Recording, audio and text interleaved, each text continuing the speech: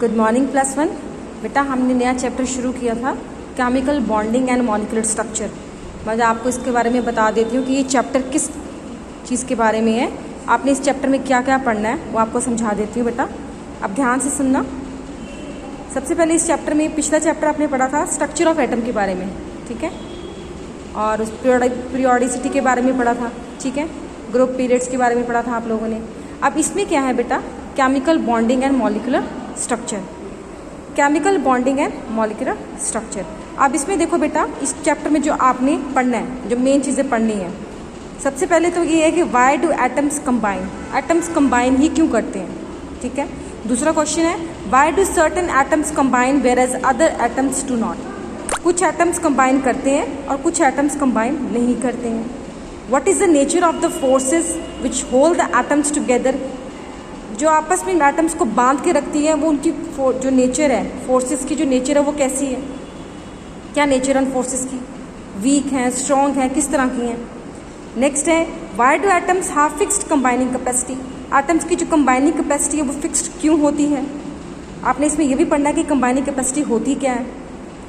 Y do molecules possess definite shapes, और जो molecules हैं उनकी डेफिनेट शेप क्यों होती हैं। तो बेटा इस चैप्टर में आप लोगों ने पढ़ना है chemical bonding and molecular structure. Bonding nature, जो केमिकल स्पीसीज हैं उनकी बॉन्डिंग नेचर कैसी है, केमिकल बॉन्डिंग कैसी है, और साथ में मॉलिक्यूलर स्ट्रक्चर, जो मॉलिक्यूल्स हैं उनके स्ट्रक्चर के बारे में, और साथ में ये सारे क्वेश्चंस आपके इसी में कवर अप हो जाएंगे।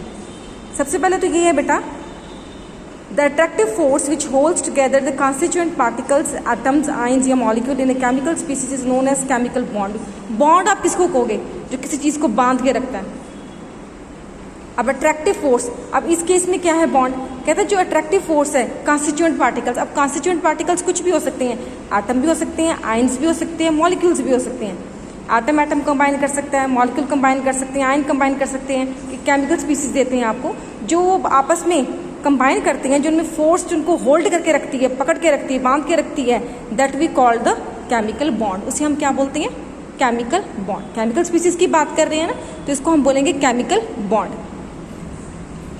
फर्स्ट क्वेश्चन जो आपने यहाँ पर पढ़ा था, वाई डू एटम्स कंबाइन।